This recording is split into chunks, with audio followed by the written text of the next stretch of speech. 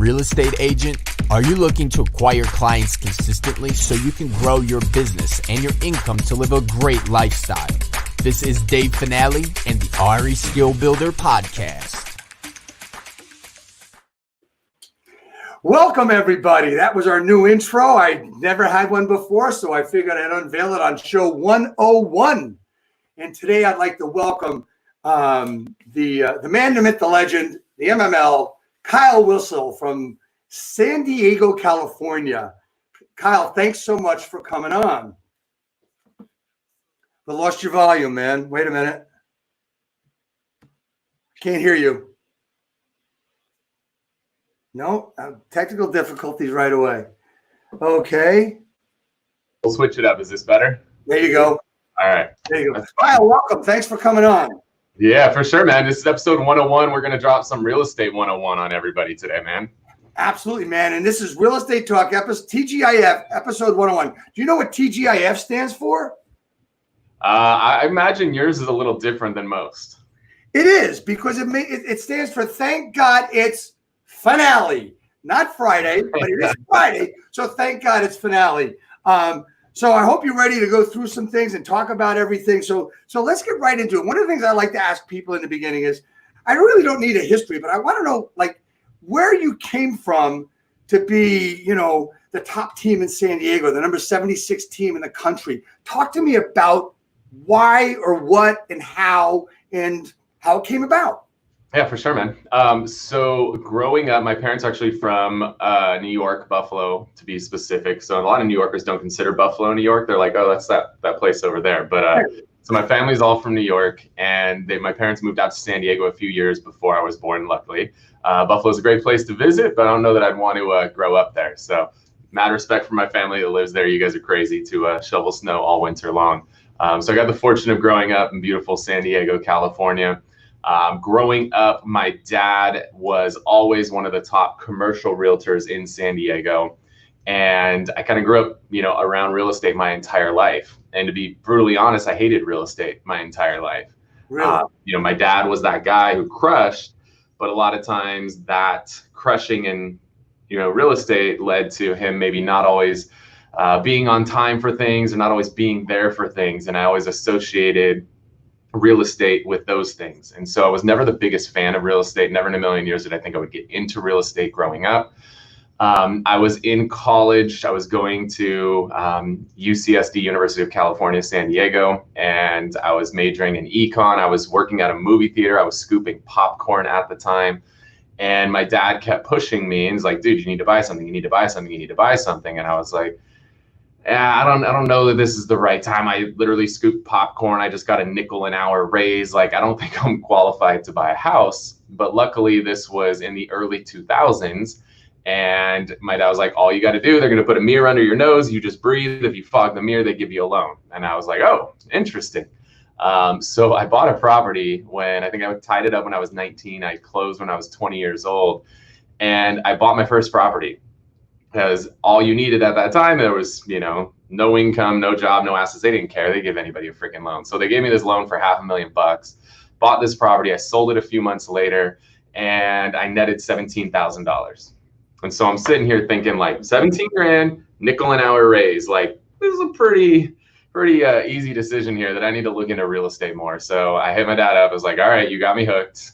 Let's talk. And so I jumped in and worked with my dad for a few years, specifically on the commercial side of things. Right. And it was fun, and I learned a lot from him, especially about negotiating. He's a beast when it comes to negotiating, and learned a lot about relationship building and all of that from him. Unfortunately, tech-wise, it was pathetic, to say the least. I mean, we would literally print out a property. This is how he taught me to send properties to clients. We would print a property out.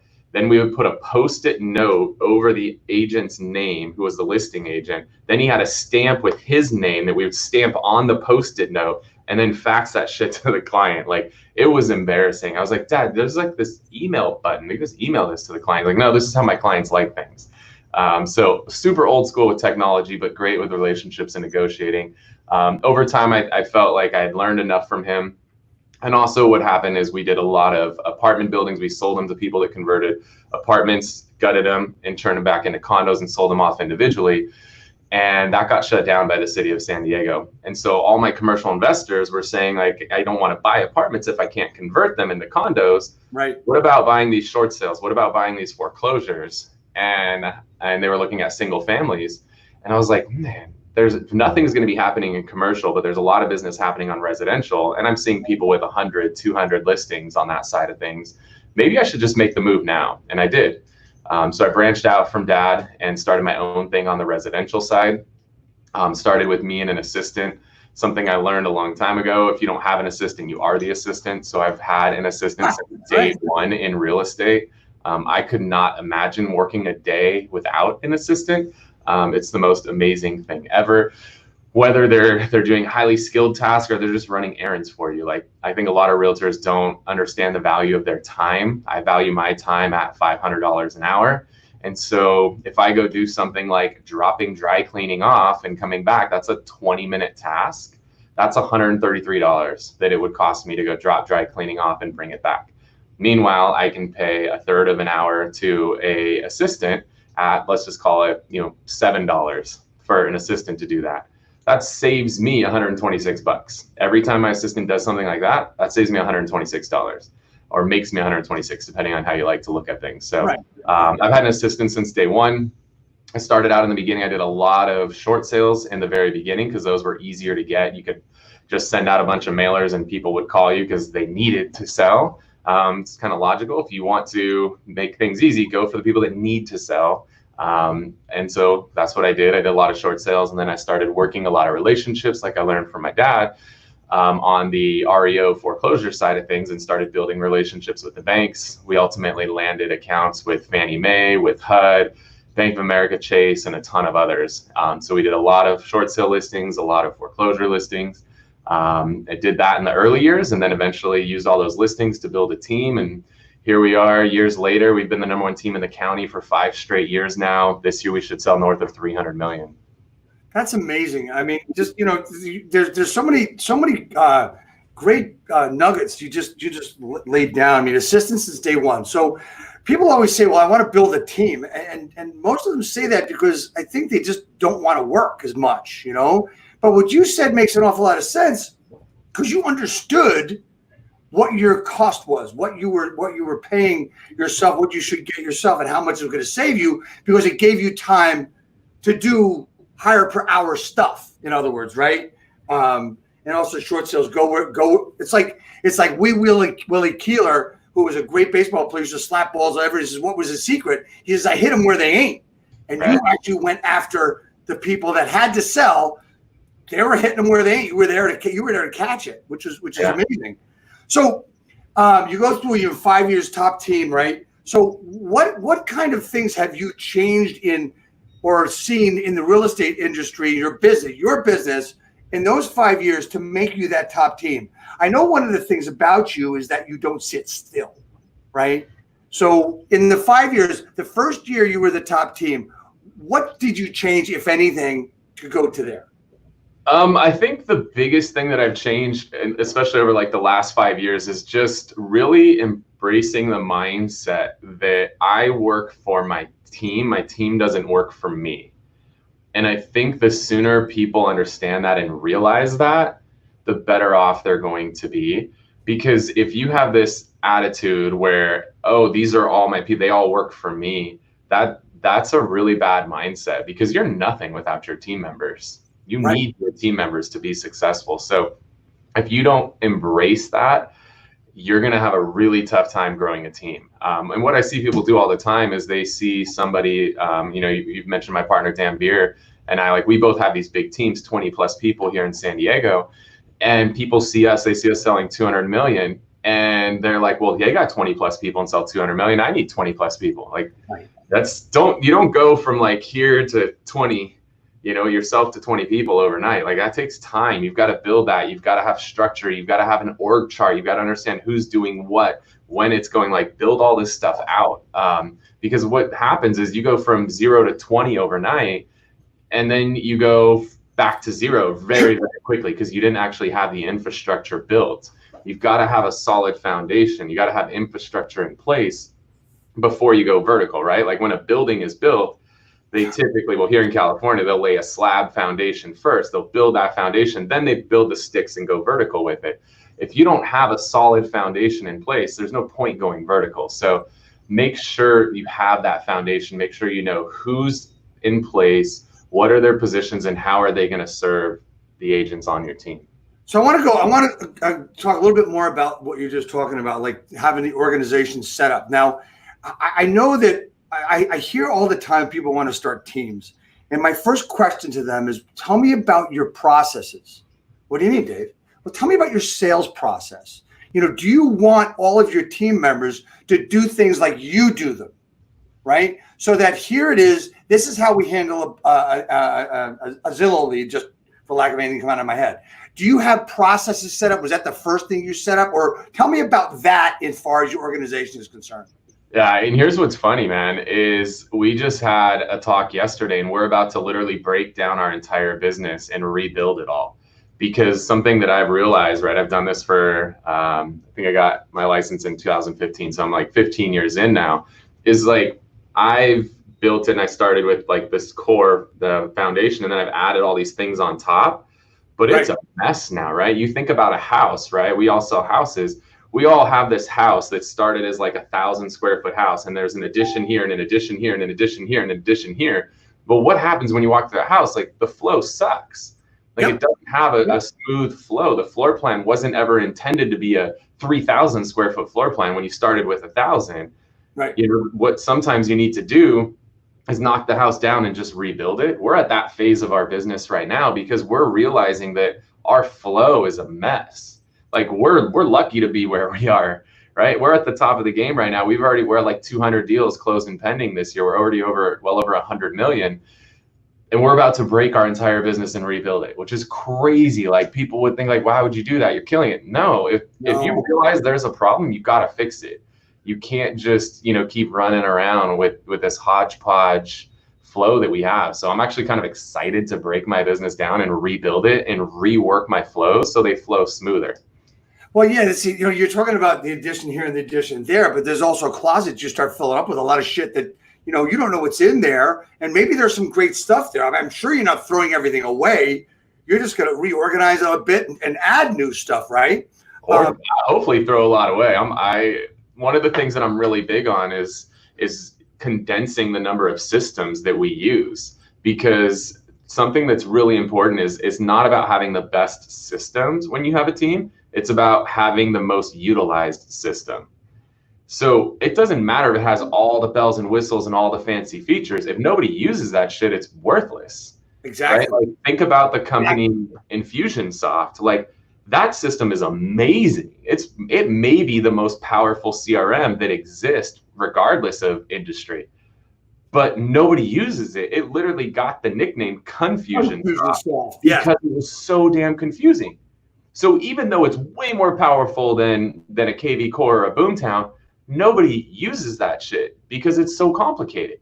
People use a system like a KV Core or Boomtown because people actually utilize it and they'll adopt the technology. So that's something I've learned is we don't want to have 500 different technologies because people aren't going to adopt them all. If we can condense it down and have less, even though we might be losing a couple features, that's okay. Less is more sometimes when it comes to systems.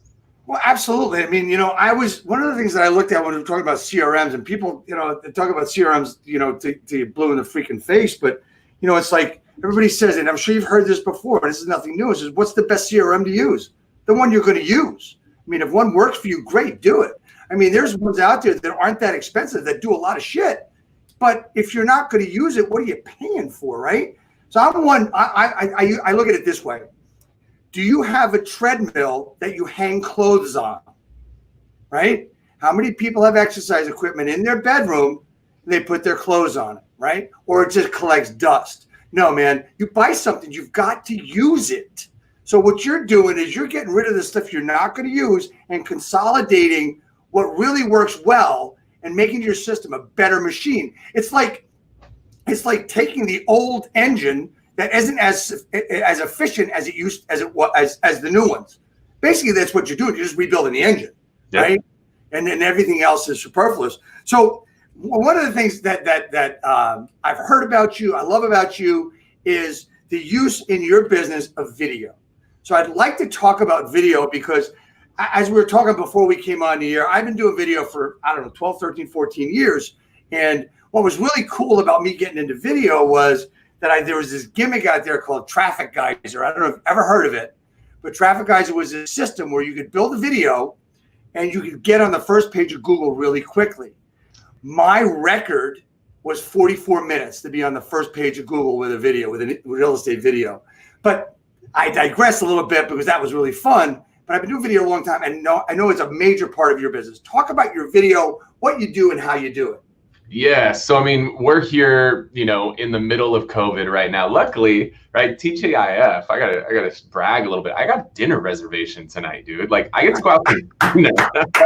I'm going out. I'm having somebody bring me a steak and bring me some cocktails. I'm pretty freaking excited about it. So here in California, we were actually the first state to lock down, but we're actually starting to come out of this a little sooner than I expected. So I'm pretty excited about that. But I want to talk like COVID video specific, right? Like, let's be super timely with this content. Awesome. The number one video we're shooting right now is a one-to-one video. The bulk video is cool, but the one-to-one video is the magic right now, because especially where you're at, Dave, like everybody's on lockdown, right? Like nobody's leaving their house to really do anything. Everybody's just sitting at home, staring at the freaking ceiling, bored out of their mind. They welcome another face, somebody to talk to. So what a lot of agents are making the mistake of right now is they're just sending these like bulk text out to like everybody. And they're like, hey, Dave, thinking about you. Hope family's well. Let me know if I can do anything for you. Like, that shit's worthless, man. Like, it's, as far as I know, that went to everybody, right? So I'm all about sending one-to-one videos. Let me grab my little board. I have my little board here, and I'll just write like, hi, Dave, across this board. And we're sending bomb videos, or we're doing Facebook Messenger videos. And every video starts out with your name on it. So before you ever even click, before you ever even hit that play button, that this is a personalized one-to-one video, that I made this video for you. And then we're just shooting quick, like 30-second videos. And I'll run with one right now. Okay, like we'll go on the fly. Facebook Messenger is the one we do the most. My team has a goal to send 10 of these every day. The ones you really want to hit: everybody whose birthday it is, everybody who have a friend anniversary with, and anybody who has a wedding anniversary. Like, those are the three you hit on Facebook. So let's just assume it's your birthday. I'm gonna shoot a video that goes like this: Dave, what's up, man? It's Kyle over at Whissel Realty Group. I saw it was your birthday today, man. I wanted to shoot a video and wish you a very happy birthday. I know these are some crazy times, right? This is a birthday you're probably never gonna forget. But I just want to make sure I didn't forget about you, man. I hope you have an amazing day. I hope all is well for you and the family. If there's ever anything I can do for you, give me a call, shoot me a text, shoot me a message on here, man. Happy birthday. That's it. And just bang out 10 of those every day. Those videos are the things that people will remember for months, if not years to come. So when they come out of the back end of this thing and they're trying to think about, who do I want to buy with, who do I want to sell with, they're going to remember that you took the time to send them a one-to-one, a personalized video in the middle of all this craziness. Because everybody else is posting on their freaking wall or sending them a generic ass text. But when you send them a personalized one-to-one video, it's magic. See, that's the big thing now. Is there's two things you mentioned. First of all, the thinking about you thing that got old really quick, man. Right? I mean, it was the right thing to do 10 weeks ago, 8 weeks ago, 5 weeks ago. Now it did get pretty old. I'm still working with that, but here's the other thing that people aren't realizing about social media is that it's crowded, right? It's more crowded today than it was before. I have a group on social media. It's been growing like crazy the past 2 months, right? And the interesting part is that people relying on organic, it's not going to work as much or as well now because there's shit all over the place, right? And same with ads. That's why everybody pulled their ads off, because they didn't know what the hell to do. But ads will work really well. But the Facebook message video is golden, and the way you're doing it is even better. It's just amazing making video like that. I work with a bunch of agents here under the DeVoe Group, who in Sekou, and they're crushing it doing videos like that, doing lifestyle videos and stuff, and pushing that out. So it's really working really well. What else is there about video aside from the one-on-ones, the one-to-ones that you're doing, that is going to, do you think it'll stay around for a long time?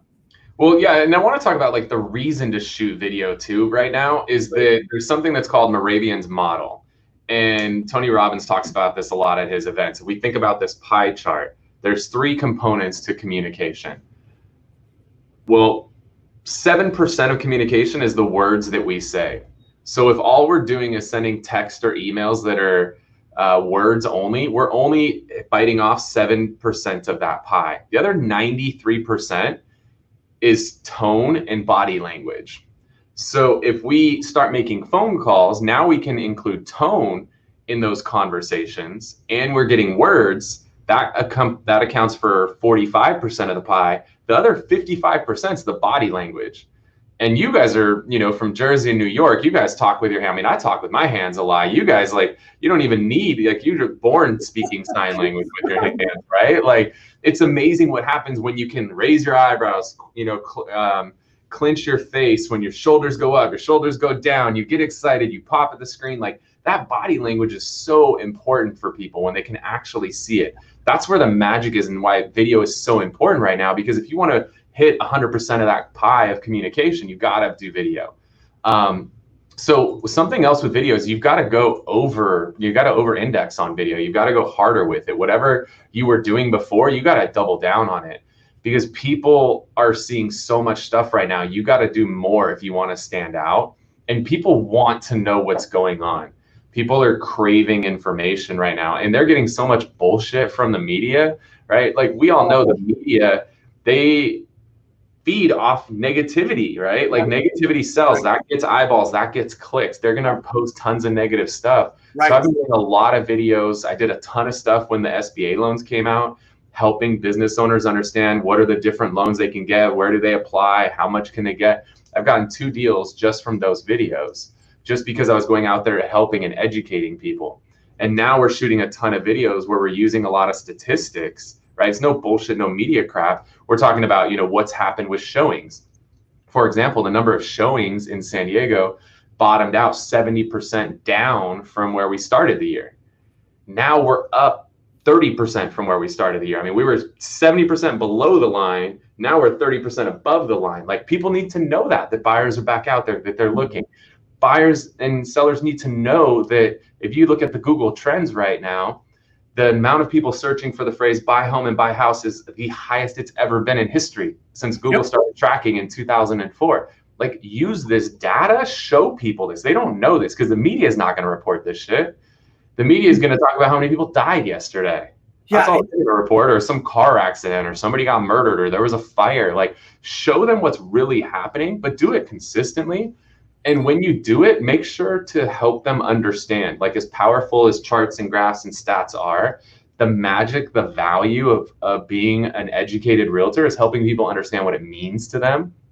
Because if you're just like, I see people all the time, they're like, oh, it's been a great week. There's 1,000 new listings and there's 600 that have gone pending and 800 that have sold. What the fuck does that mean? I don't know what that means. Exactly. Have an opinion. Yeah, like, help people understand. Everybody has the data. They can go on Zillow, they can go on Redfin, they have the data. Right. Your value is interpreting the data and helping them understand what it means to them. So when you guys are shooting videos, one, shoot market updates a lot. This isn't a monthly thing anymore. This is a weekly thing. But don't just say there's 1,000 new listings and 800 pending and 600 sold. Talk about there is 1,000, which is 20% more than there was a week ago or a month ago. Like, help them get some context to what the hell this stuff means. I see so many agents posting that stuff, but they're not telling people what it means. And specifically, when you're shooting videos, this is a really good tip, is make sure you talk to an individual. It's not like, so, hey, San Diego, if any of you are out there thinking, like, talk to one. Hey, if you are watching this and you are thinking about putting your home on the market, here's what this means to you. I learned this when I used to host a radio show for 5 years. Always talk to an individual. Don't talk to the masses, because when somebody's watching your video, they're watching it alone. And you want them to feel like you're talking directly to them. And that's a little tip, is never refer to the viewers as a group. Refer to them as one individual person. Always talk to an individual, not to a group. Yeah, I think it's really I think it's really important to have an opinion of what you're saying, to talk to that one person, which honestly I've always had trouble with doing it and getting it down. And we talked about that before. But, you know, one of the things that people don't know is, like, for instance, I'm going out. It's funny you talked about the statistics and how they should be done. Is I'm actually going out after we finish this broadcast with one of my students, and we're going to go out and shoot some live video out in the open. And that's what they need to do in an area that people are going to see to stop the scroll. But we're going to have an opinion on something. We did the stats earlier today, and what we found was there's no change in a lot of the statistics from the 2 months now, the past 2 months, to the same 2 months last year. There's really no change in this area, which is really freaking wild, right? Think about that. And how many realtors are sitting back with their head in the sand? And if you just told them the data of where it is today without relating it to where it was last year, people won't know the difference. That's the thing, is there's got to be some sort of relation of what the hell this stuff means. People screw that up all the time. And you mentioned something there at the beginning too that's really important, is like there's a strategy or a tactic that's called thumb stopping. Like, your goal when somebody is scrolling through their feed is to stop the thumb. If you start every video that you do, and every realtor does this, and I used to do this when I started, and like every video you shoot, the first 10 seconds is like your logo, like pulling up onto the screen, right? Like puzzle pieces that come together. Like, who the hell is going to watch that? Like, they're scrolling through your feed, that just screams real estate, right? Like, oops, another real estate video. And it doesn't tell them anything about what they're going to see. You've got to grab people's attention at the beginning of those videos. Like, if you're out in the field, this is something that's really easy to do. If you're doing like a market update or a community update, stand in front of the sign of the freaking community that you're going to shoot the video about. Because now as somebody's scrolling through, like, I live in a community called Sky Ranch. And if I'm standing in front of the Sky Ranch sign and somebody's scrolling through, they're like, oh, wait, this is about my community. They would never get that far if the first 10 seconds was your stupid ass logo coming on the screen. So when you have these videos, do things that are going to grab their attention, like stand in front of the sign of the community. Or we do a ton of restaurant videos. Like, our first shot is like a super sexy shot of the food, like a burger that's sliced and like cracking it open and the cheese going everywhere. Like, I'm going to stop my thumb when I see that. But if the first thing people saw was like my big ass face on there, or my logo, like, are they going to stop? That cheesy burger oozing all over the screen, that's going to get it stopped. Well, actually, I mean, you say thumb stopping. We used to call it stop. We used to stop the scroll, is what we used to say, right? So it's just different jargon as we get further into this tech thing, and you know, it's just, you know, it's like you keep talking about video, but you still get the same pushback, right? You still get all that same stuff. But I mean, it's like I said, you know, you said it. I mean, we're going to do it outside. We're going to do it at something that someone's going to see, that they notice about that town. That's how you put yourself together with that niche, with that market, right? So I know you've got a whole bunch of other things. Since we're talking about the video stuff, let's talk about something you've got coming up as we move forward. You've got a mastermind about video coming up in June. Talk to me about what you got coming up. So, you know, because this broadcast is basically for real estate people. I know this can help them because we talked about that before. Yeah, for sure. So, I mean, if you're getting value out of some of these video tips, like, and you want to go deeper, this event is for you. I have had a full-time videographer for over 5 years now. We're coming up on 5.5 years together, and now I have 3 of them. So we've built out an entire media company within my team. And we've shot thousands of videos over the last 5 years. We've had videos with millions of views on them. And this event is to basically take this massive 5 years of experience and successes and struggles and break it into 16 hours of content. We typically do this in a 2-day event where we rent out a house. We all get together and spend 2 days locked in a house and just go super deep. Obviously, we can't do that right now. Maybe if we went to like Georgia or Texas, we could, which we might do. But we had to cancel our last event. So instead of just waiting until everything lifts, we're like, screw it, let's just bring this online. So we're going to share everything about video. What are the different types of videos to create? How do we create them? What's the structure of the video? Once we create them, how do we distribute them? And most importantly, how do we monetize these videos? Because that's something that a lot of agents fuck up, is all they are concerned about is how many views they get on their videos. Who cares? They're not concerned about actually generating income from these videos. Right. Like, yes, it's cool to get views, but it's way cooler to get paychecks. And so we talk a lot about exactly why we're creating the videos and how we're utilizing the videos to create relationships that create paychecks, because that's kind of what this is all about, right? We're not just doing videos for fun. We're doing this because we want to grow our business and ultimately get paid.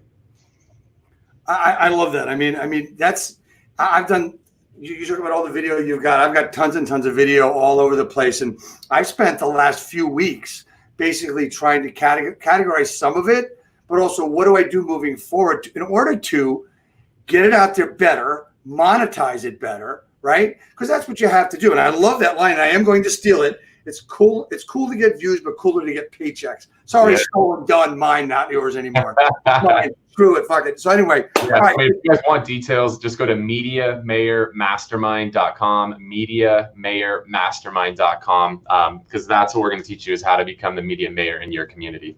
So how long is that going to be? Is that going to be a couple of days? Is it going to be a couple of hours? We're breaking it out over 8 weeks. So we're going to just do 2 hours a week. So we're doing 2 hours of content a week and then a 30-minute Q&A with me and my videographer. So we're going to kind of space it out and make it so there's a lesson each week to work on. And then we'll build on that over an 8-week period.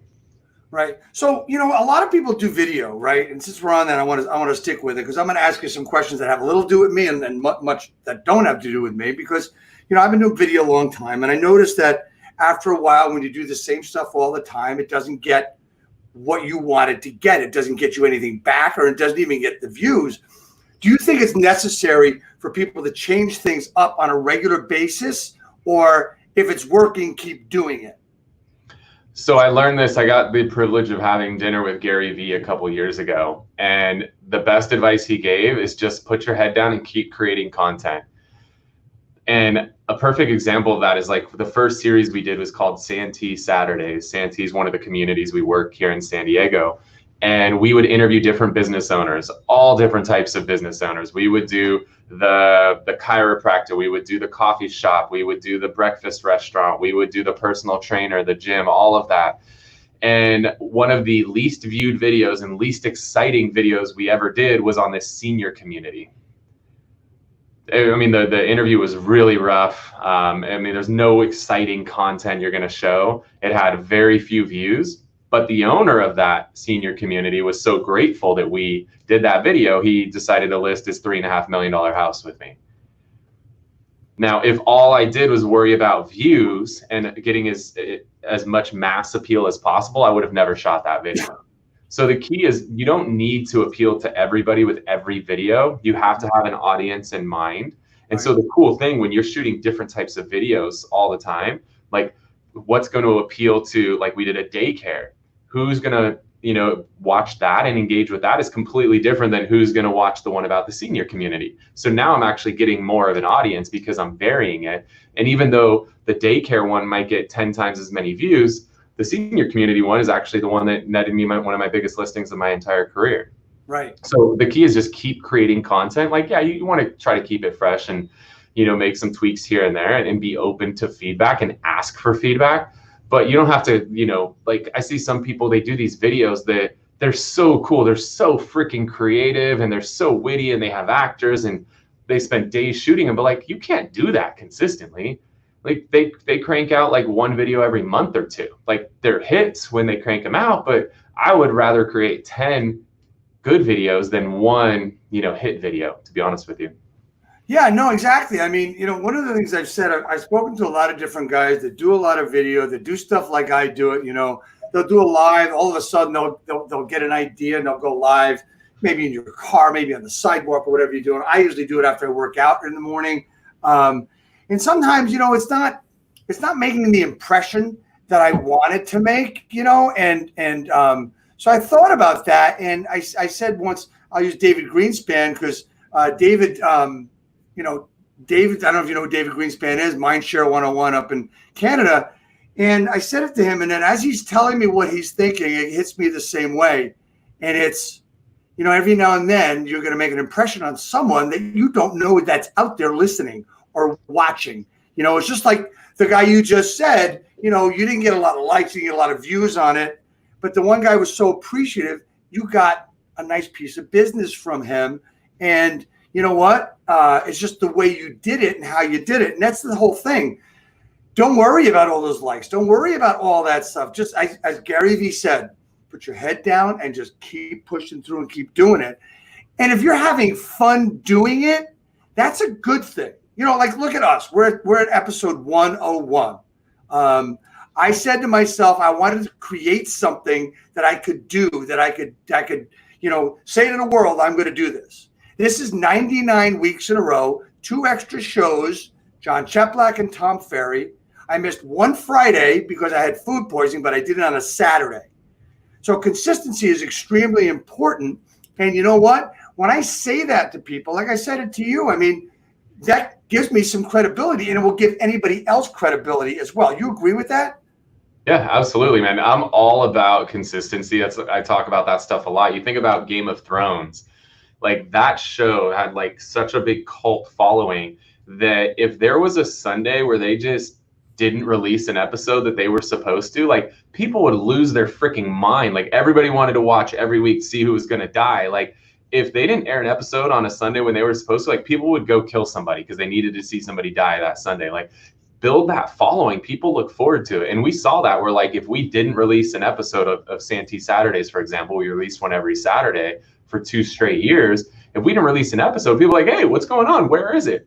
That's right. Because people start to follow it. They get accustomed to getting your content on a consistent basis. And that's the key is like, if you're doing community content, right? Becoming this media mayor by showcasing your community, right?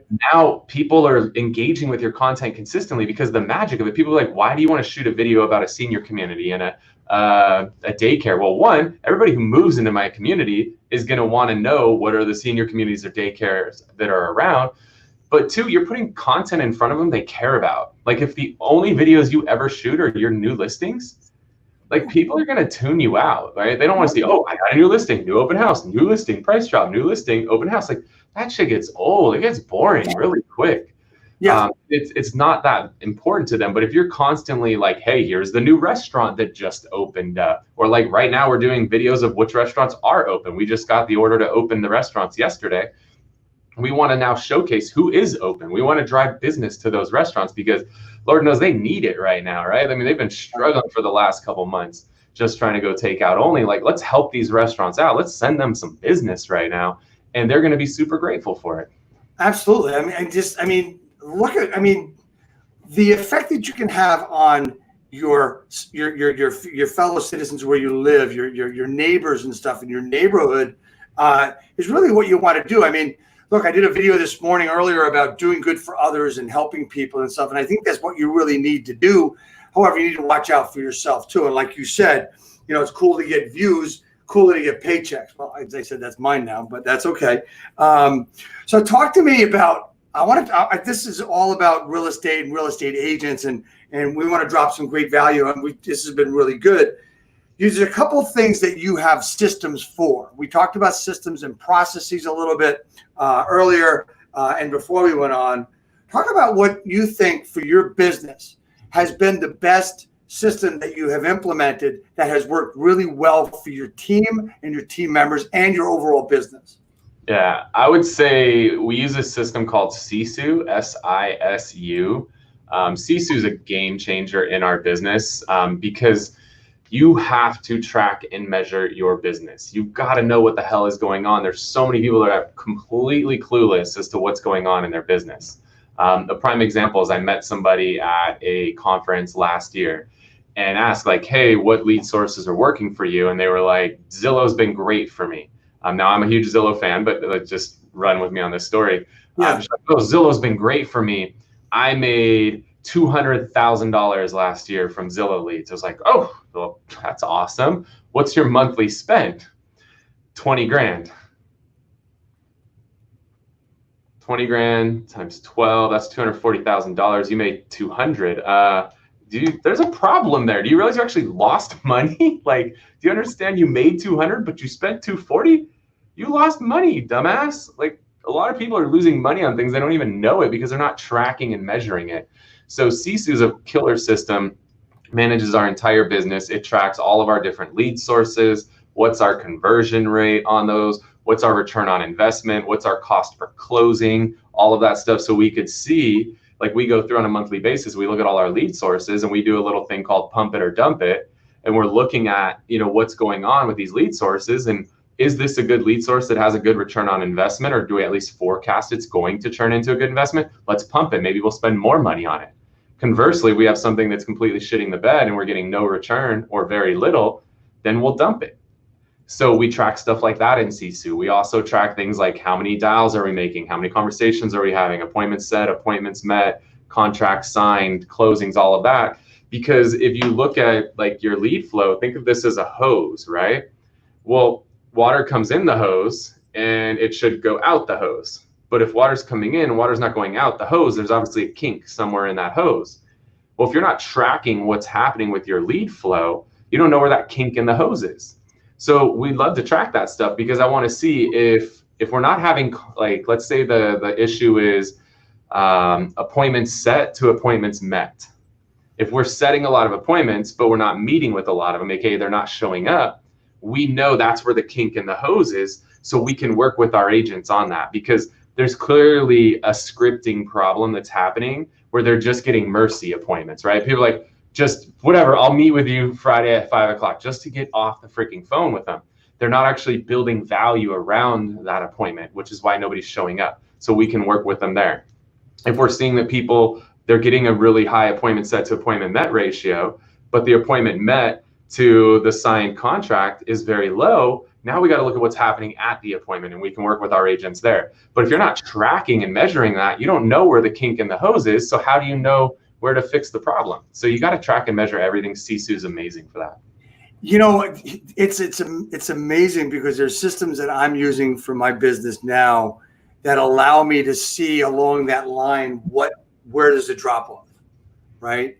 Like, let's just look at a video, okay? So you can track video, right? And if you got a 40-minute video, and if you got 100 people to watch your video today, and everybody drops off at 33 minutes, 30 seconds, what the hell did you say there? What's got to be changed? And that's just another way of me to put what you're saying, right? Is that what we know where the issue is. That's got to be tremendous for your business, Kyle, right? Yeah, it's huge. And I mean, it just exposed some of our weaknesses. Hence why I talked about earlier, I'm going to break everything down and rebuild it right now, because I'm realizing there's a lot of room for improvement. We are shitting the bed in some of these categories. And the beautiful thing is we're tracking and measuring, so we know what our numbers are. And it's also very easy to throw a post in a Facebook group with other people that you trust, find out what their numbers are. Now, obviously, it's got to be people that are actually doing shit, not just that have opinions, people that are truly tracking and measuring their numbers, which is why I like to be in groups around high-level people that are doing the same thing. And I could realize, like, hey, we're converting at this ratio. Everybody else is converting at this ratio. There's a gap here. We need to close that gap because we're doing something wrong. So now what that does is it causes me to go look at my systems and figure out where are we screwing up in here. There's an issue. If we're converting at 2% and other people are converting at 10, there's an 8% gap there. If I can now break my system down, rebuild it and fix it, and I can even get halfway to 10, if I can get from 2 to 6, think about that. That literally is 3 times the freaking income. If I could just get halfway to where other people are, and eventually I'll get to where they are, and now I'm getting 5x the return. So if I'm not tracking and measuring, I don't know that there's this room for improvement there. So do you care more about the track of what's going on in business from you to others? Is that, you're talking about competition? Do you really care about, I guess you don't care about what competition is. I mean, you know, your partners, you said, Dan Beard, you both have 2 large teams in the same area that do a great amount of business. But do you really care what the competition is doing other than how their successes are happening rather than their failures, or how do you compare? I like the basis for comparison, just like we talked about stats earlier, right? You talked about this year's stats versus last year's. If you only looked at this year's, that doesn't mean anything unless you have a basis to compare it to. So I want to know, okay, here's what my numbers are. Let me poll other people that I know, trust, and respect, and let me see what their numbers are, because now I could see, like, oh, we're actually doing, like, my 2%, if everybody else told me theirs is 1%, I would actually be like, oh, wow, we're crushing it. But by knowing other people are converting it at 10, I actually know we're shitting the bed. We have a lot of room for improvement on that. So and that's a source where we actually have a good return on investment on already. We're already making money on it. So it's not going to fall, right? We talked about pump it or dump it. It's not going to be something I dump because I'm getting a positive return on investment. But now I'm realizing that I need to improve it because now it could be something magical where I could make a massive return on investment if I really maximize it. So I'm realizing that I need to fix my flow. My flow is screwed up. There's something happening in my flow. So I've got to dig back into my flow and see where are we getting hung up. Are we getting the appointments with these? And if we are they showing? And if they're showing, are we getting contracts? And if they're getting contracts, are they closing? Now I know what to work on. Right. And one of the things I want everybody to realize too is what you're talking about is a scalable thing. And what I mean by that is that you can be a single agent or a big team and do exactly what you said. Now, maybe you're not going to invest in different types of software, but it's easier to track if you're an individual agent for the most part. In a Google Sheet if you want to. I don't care, right? We use Sisu. We're a big team. You know, it's not cheap, but for our size, it makes a lot of sense. But even if you use a Google Sheet, I don't care. Put it on paper. Just track. Right, and that's the whole thing behind this. The group I work with Dave and Sekou is everybody's tracking their numbers. I mean, you've got to make so many connections, contacts. What's that leading to? How many appointments is that going? I mean, now in this group, it's 4 appointments a day, or you didn't do what you're supposed to do, right? Yeah. So that's amazing, and that's all driven by Sekou Pyle, who's you know as well as I do is just one of those great drivers of business and thought man. But I want to go back, since I brought it down to individual agent. I want to ask you about you're a big team and you got started commercial into residential. If when do you bring in new agents to your business, and when you do, how do you get them going? What's important for newer agents? I think the biggest thing is I'm a technology junkie and I want technology to just do it for me to onboard somebody. You can't just rely on technology when somebody comes on board. We've tried it. We've built out, they call them LMSs, a learning management system. We've built out LMSs and we're like, cool, welcome to Whissel Realty Group. Here's your 8-week onboarding program. Like, get after it. You know, check in with me once a day. Let me know how it's going. Like, that shit doesn't work. They need that hands-on. They really need to sit down with somebody and hold their hand through it. So what we've done now is the entire first week, we do a boot camp where they come in, I believe it's 5 hours a day. My sales manager sits down and just holds their hand for 5 hours every day, 25 hours of boot camp that first week. And then we can turn them over to the LMS. But the sales manager now could check in with them on a daily basis, but they need that immersion, right? Tony Robbins talks about immersion and how important that is. We've got to immerse them initially to get them up to speed. And then we can start to leverage technology to support us. But you cannot leverage technology 100% to onboard somebody. They need someone to sit there and hold their hand. And you got to make sure it gets done. Like, we start out with some of the basics of like, let's update your Facebook profile so people know you're a fucking realtor, because so many realtors, you go to their Facebook page, you don't even know they're a realtor. It's insane to me. So we do stuff like that, and we set up their email signatures and you know, like some of the very, very basic stuff, like to us is so logical, just do that. But that's because we've done this for 15 years, right? You just assume other people know it, you're shooting yourself in the foot. They need to know every little detail, and so the boot camp helps, and then the LMS can take over. Yeah, I mean, exactly. I mean, years ago, I had the same thing in my company, the brokerage I owned, and I had set up, you know, this is what you do for this is what you do for that. And it was just, I mean, in theory, it works really well, but they need their handheld. It's just like, I'm a certified mentor with EXP, and I have a lot of mentees.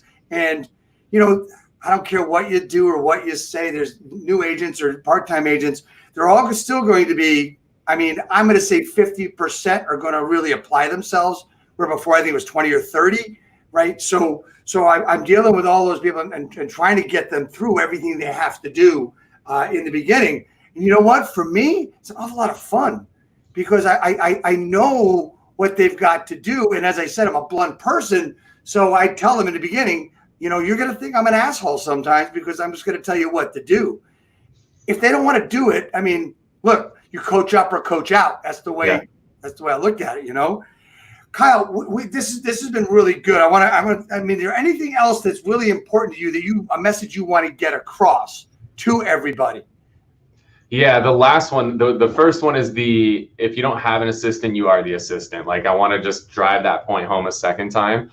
And the last one, and this is not related to anything we've talked about, but this is another one that's really, really important, is the phone gets heavier as the day goes on. This is one that's stuck with me for a long time. The phone gets heavier as the day goes on. So right now, we're going to finish this up. It's going to be 9 o'clock here in San Diego. I'm going straight into my prospecting as soon as we're done. Because if I try to set up my prospecting at the end of the day at 3 or 4 o'clock, there's so much shit that's going to happen throughout the day that's going to throw me off track, that the probability of me actually prospecting at 3 or 4 o'clock is so low.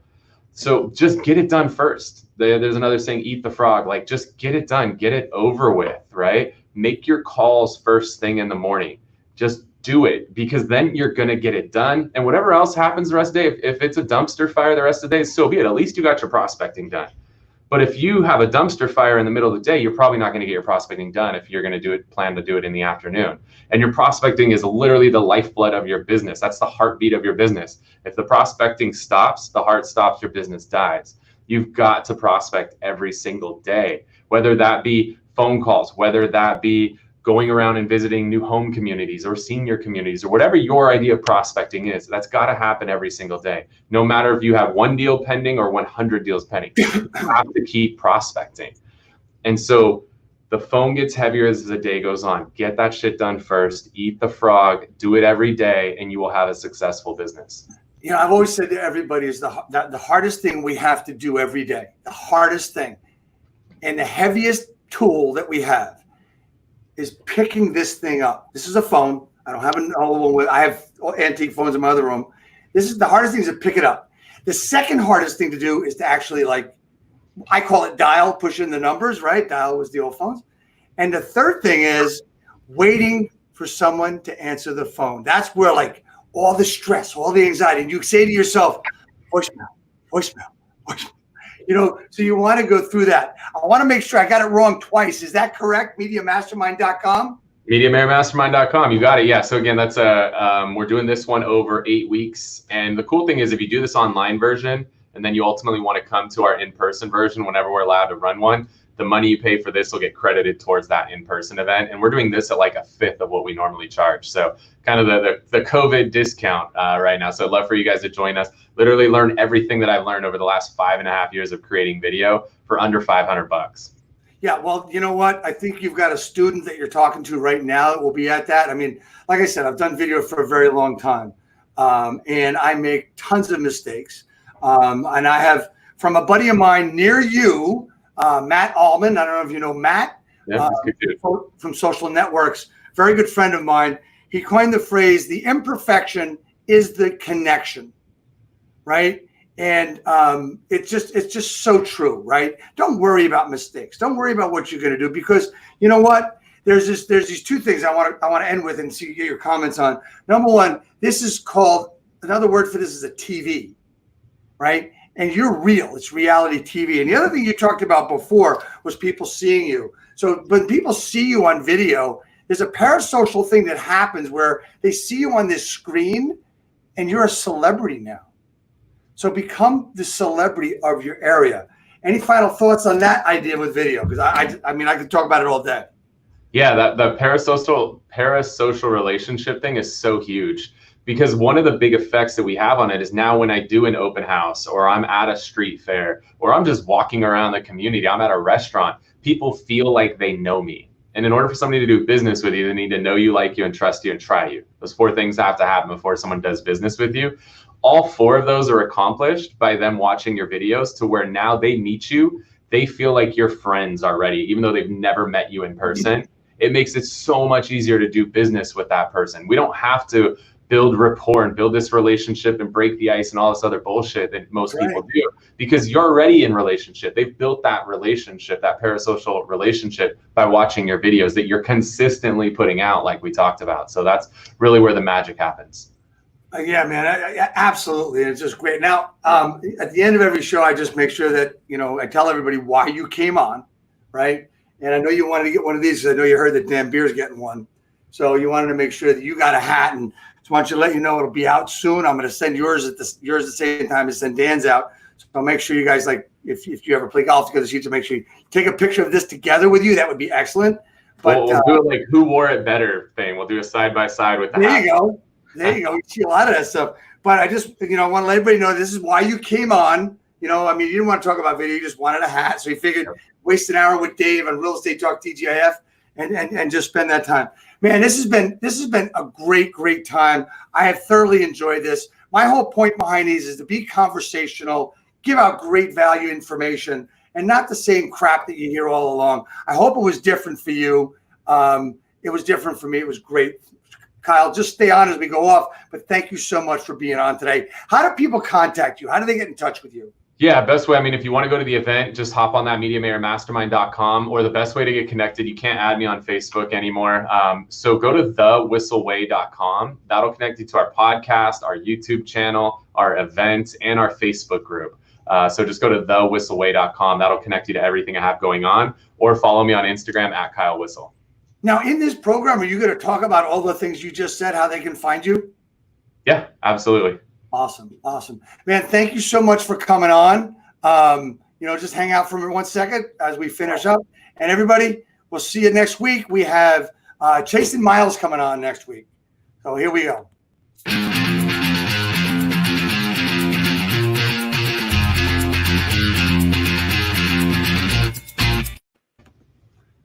And that's it. Thanks a lot for